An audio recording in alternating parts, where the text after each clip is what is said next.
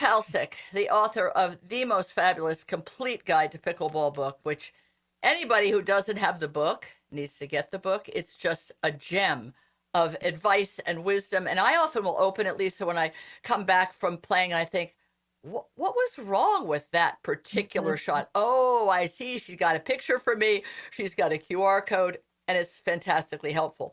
But today, you are going to be of extreme importance because I think many of us, or those of you that aren't should be, are a little baffled how everybody who's a rec player now calls themselves a 4.0. This is just what they do. And how did this come to be? That's the question. Not, are they lying? Are they cheating? What does it really mean? How did pickleball, rec pickleball, amateur pickleball, evolve to the point that people are using this number and then other people are calling themselves, oh, I'm only a 3.9. But where'd they get that number from? Are they saying I'm not quite as good as the 6 people I know calling themselves 4.0? So just to go back a minute so people understand why your opinion and your knowledge are deep and wide. You're the master pro for the IPTPA, which is the global entity that certifies coaches and also gives ratings. Has nothing to do with Dupr. It's its very own system, which actually involves hands-on testing. But you're also a certified rating pro, or say the word correctly, but it's a big deal. Other people aren't. Sure. So I am the IPTPA ratings director, and I am a certified rating specialist. However, I also created the rating system with Seymour Rifkin, the president of the IPTPA. And I've been doing ratings for over 15 years. So yes. It's a big deal. I actually, out of curiosity, sort of participated unofficially in your 3.5 ratings clinic when you did your couple of days every few weeks in New Hampshire, because you're at the moment based still in Maine, and I came over from Vermont. And I was fascinated at how demanding that ratings is. It's not vague. It's very specific. How many reps of how many different shots you have to do correctly to even be called a 3.5. I know for a definite fact, having played now at True Pickleball Club in Latham, New York, 3 to 4 times a week for 3 or 4 years, that I would say close to 98% of the people calling themselves 4.0 or higher could not pass the IPTPA 4.0 test. Maybe many of them couldn't pass the 3.5 test. But before we talk about what that test would mean that someone would have to do, let's talk about how we got into what I consider a bit of a pickle, no pun intended, which is that Dupr, which originally was 2 different rating systems used by the tournament platforms that at the time were 2 and now are merged into 1. You could enter a tournament and call yourself whatever you wanted because you were a virgin, you were naked, you came into the tournament world naked and you said, I'm a 3.0. Maybe you didn't know exactly what that meant, but you also didn't want to be considered too good and then be knocked down a peg. But you could go into a 3.0 and be very good. And then what? You'd get a higher rating. You couldn't play down to 3.0 anymore.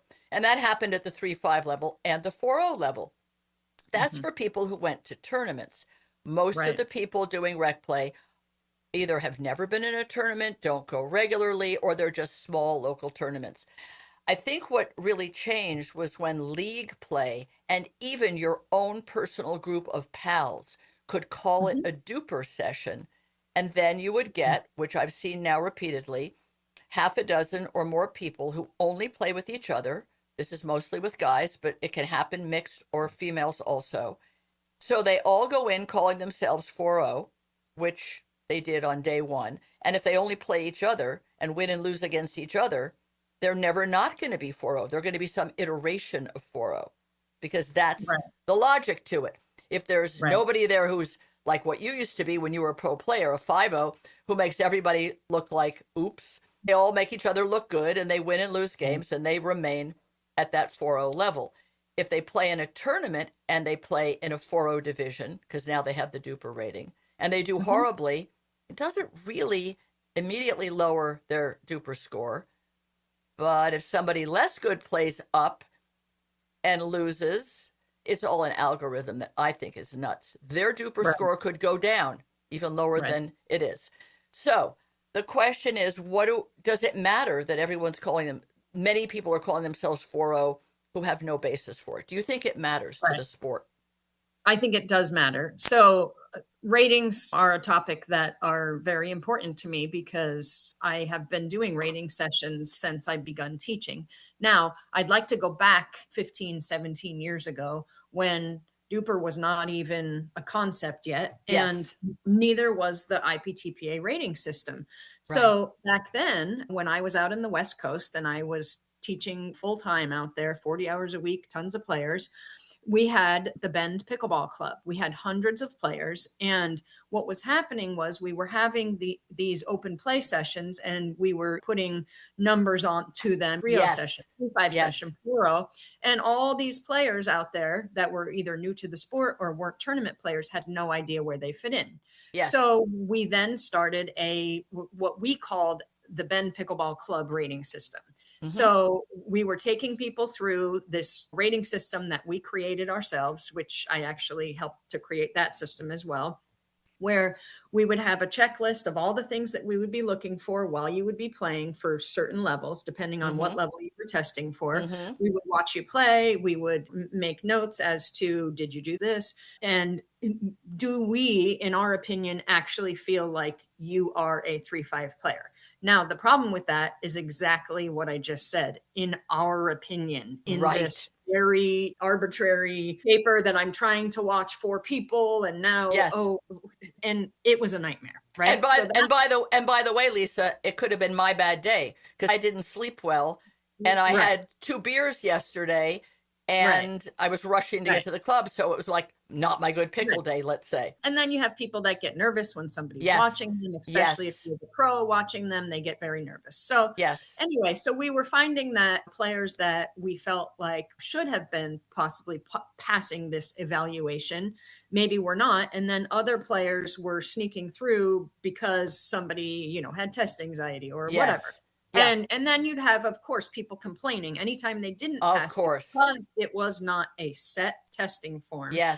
They would say, that's your opinion and argue it. So we found that the system was flawed. Now, we used it for a while until Riff and I got together and said, there needs to be something besides the USA pickleball rating. And now, again, I'm going to go back in 17 years. When we played tournaments, you would get a USA pickleball rating because you played in the tournament and your results got reported and you ended up with that rating.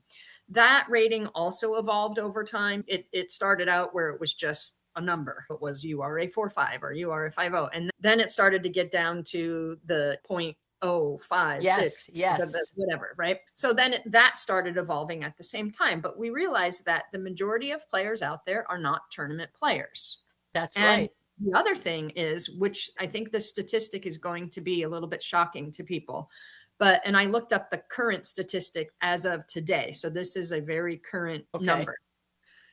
If you start at the beginner level, basically anywhere between 2.0 and 2.5, and you go up to 3.5, that is 80 to 85% of the players in the world. It's 85%. Then you have 4.0 being 5 to 10%. And then you have 4.5 and above being less than 5%, really 5.0 and above being less than 1%. Right. So basically what recreational players, if the majority of recreational players, and 3.0 is the biggest category, by the way, 3.5 is interesting. You would think it would be 3.5, but it's actually 3.0 is the largest category, followed by 3.5. Now, when you have clubs that maybe either use numbers, don't use numbers, and then they're calling something beginner, intermediate, advanced. Well, depending on where you are in the country, if you live somewhere remote or somewhere where pickleball just hasn't taken off yet, now we're saying that our beginner players are day 1, and now our intermediate players are day 5. And our advanced players are, I've played for a year, right? But you might not. No, a month. Advanced player, right? Oh, I've had people say, oh, no, I've been playing a whole month.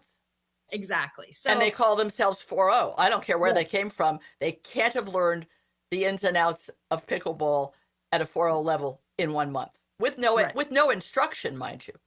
Now, there are those small percentages of people like myself who, when I started playing, I jumped right into that. But you were yeah, but you But were I a was a very high level tennis player before. exactly, But exactly. however, I will tell you, I did not have all the little nuances of the game. And That's right.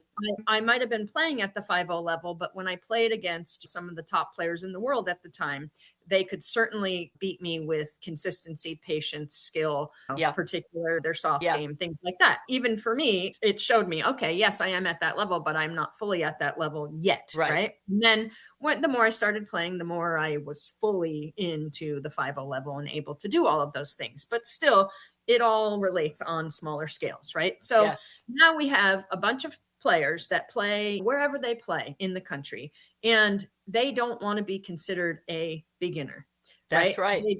And intermediate, they're pretty cool with intermediate, but they'd love to be called advanced. Yeah, Okay.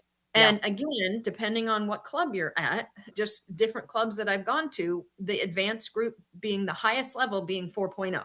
Now, why does everyone want to be 4.0? Because it is an attainable goal for intermediate players, right? That's Like, interesting. Yeah, where if you ask them, they're not going to go out and call themselves a 5-0 because they're going to look at that and say, okay, that goal's not attainable. that's But for right. me to become advanced and play with what they consider to be the best players at their club, they look at that within reach. So that's what Yes, they strive for. However, what people don't realize is that the description of a solid rated 3.5 player, if you have, let's say, a tournament rating or a tried and true rating, you've been playing for years and you've right. got years of results of playing at that level, those are truly rated players, right? That Yep. really do deserve the rating they have.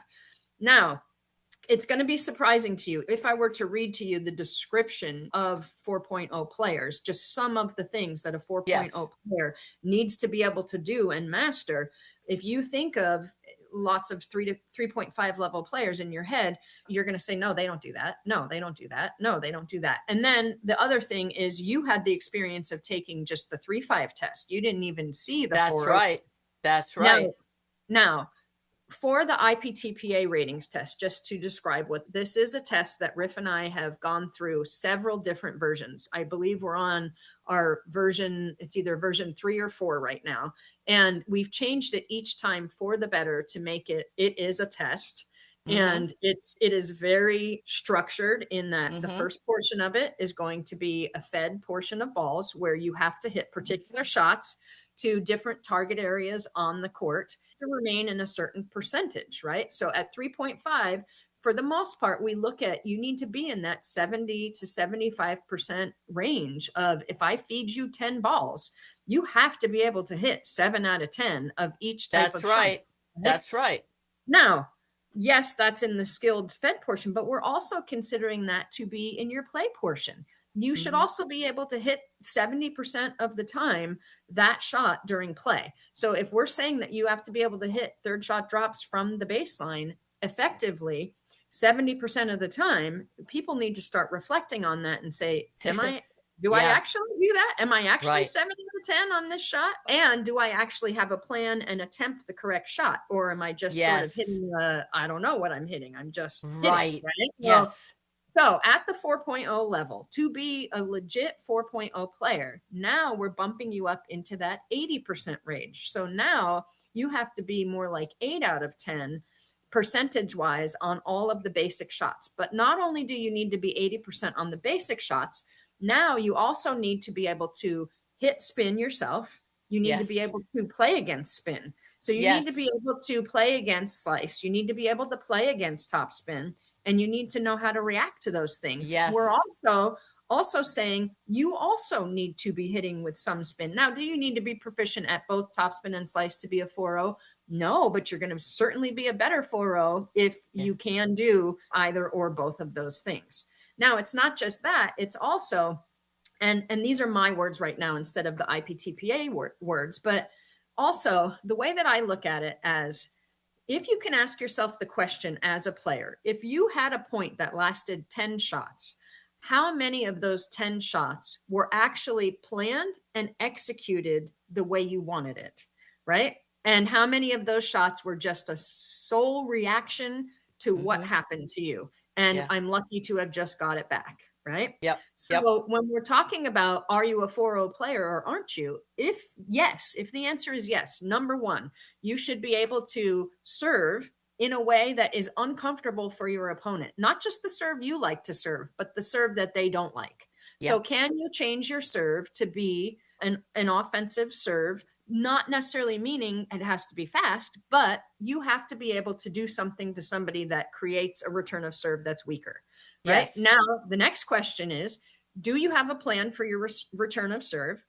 Do you know where and why you want to hit it there? Right? It can't just be, oh, I know I'm supposed to hit it deep. That's not 4-0. 4-0 is, Right. I'm going to hit it down the line to that person's backhand so I can set my person up that's in Yeah. the middle of the court with their Yeah. forehand. And then can you execute it 80% of the time off of the serve that's coming at you? Right? So now we're That's a really, big ask. And I yes, think if people stop to unpack that as they're thinking about it, I right. would say that most of us do not do that. We're in this la la zone of here comes the ball. I'm going to do something. Oh, I did it. Oh, Mhm. good. I'm much more strategic than most people, but I'm a mental case. I actually think they should probably print a straitjacket with pickleballs on it. I think sometimes Greg, the manager at True, thinks, here she comes. Let's get out the straitjacket. Because I'm so cerebral about it. So strategy Right, questions. And when the right, ball comes with somebody's unique kind of spin, I'm like, what was I right, supposed to do? Get right, under it more, hit it softer, right. hit it harder, because I want to know. Doesn't mean Now, I do know or that I can even execute it, but at least I'm asking. but I call that pickleball IQ. So when I'm Right, working with players, I say you have a very high level of pickleball IQ because you are actually thinking about these right. things. You are Yeah, actually saying, hey, when I do this, I get this spin back and I'm not really sure how to react to that. So how would I do that? And it's yeah, it's thinking more than one shot ahead. So that's yes, a high pickleball IQ. So now having a higher pickleball IQ is also part of being a 4-0. You yeah. can't be a 4-0 and just go out and just react. You may be a great athlete, but you have to have some strategy and planning Yes. involved. And maybe even talk to your partner like once Yes. every so often. So when I Yes. Then talk it's to some people, like a guy the other week, he's like not coming off the baseline at all after right. he returns serve. And I'm like, And that's not hey, a you got to 4-0. come up here. He said, no, he said literally these words, no, I will walk up there when I'm ready. I'm like, walk? And in Okay. fact, he would walk. So this is one of the issues is that people don't even realize how far off the skills chart Right. they really are because nobody ever Now, told them or they didn't care. I'm going to give you a few more descriptors for 4.0. Okay. Okay. So imagine that you're up at the net and you're in a volley war right now, Okay. right? I give my 4-0 players two balls. And after two balls, if that ball is still up at your chest, I am telling Ooh. them alarm bells should be going off for you Yes. Yes. because after two, that's too many at the Yeah. 4-0 level. Yeah. Somebody needs to be able to lower or take the pace off the shot. If Yes. you are hitting 5 and 6 balls in a row that are chest height, you're not playing at that level. You're not playing Yes. at that higher level, Yeah. right? So not only are you able to have fast hands and react, but now can you get the ball down? Yeah. Okay. Yeah. So now let's talk about the other thing being at the net. What if somebody speeds it up at me? Am I able to handle that speed up and get it back without getting attacked? And then am I able to possibly hit a reset to get That's right. myself back into the point, right? Yeah. Yeah. So even if you can get the ball back, but you flail it up, doesn't mean you're a 4-0. In order to be a 4-0, you need to be able to take that speed up and try to get it back and lower the ball on top of it. Now, are you Yes. going to be 100% on that? Absolutely not. But you still have to demonstrate the skill that you can do it. So in the skill portion of the 4-0 test, there are two different volleys that you have to be able to demonstrate. One is taking a ball that's a drive right at you and dropping it dead into the kitchen, or taking that same ball that has been driven at you and hitting it deep and keeping it at your opponent's feet. So both those volleys get fed to you in the 4-0 test, and you have to be able to demonstrate that you can do both of those things, right? So that demonstrates that I can take control, take pace off, and it also demonstrates that I can stay offensive and keep my opponent deep in the court, right? So these are all little things. Now, I haven't even touched the iceberg of everything that That's is right. required of a 4-0 player, but those are just some of the things that you have to be thinking about. Now, court positioning is another one that is so important. Court positioning, you need to be working with your partner, Hmm. following the shot that you and your partner hit to a location on the court that follows the path of the ball that you just hit. Not Yeah. only do you follow the path of your ball, but you also have to determine, was that ball good enough for us to move forward? Right? Because if you Right. popped it up, you should not just be running forward. You That's should be right. saying, oh crap, we popped it up. Now we're going Let's to have to play wait. defense, hit Yep. a better reset shot that's going to allow us to move forward. Now, what do most 3-0 and I would say most 3-5 players do when they're in trouble in transition? They try to hit hard, which is the Yep. exact wrong thing to do when you're in trouble in transition zone. So from transition zone, you have to be able to hit a soft enough shot to get you out of transition zone without getting attacked, right? Yes. So that's another characteristic that if you want to be a 4-0 player, that's another thing that you have to work on with your game, right? So we've already talked about being able to control your serve in a way that Yeah. is going to affect your opponent poorly. Do you return serve with purpose? And are you able to change pace, speed, height, spin?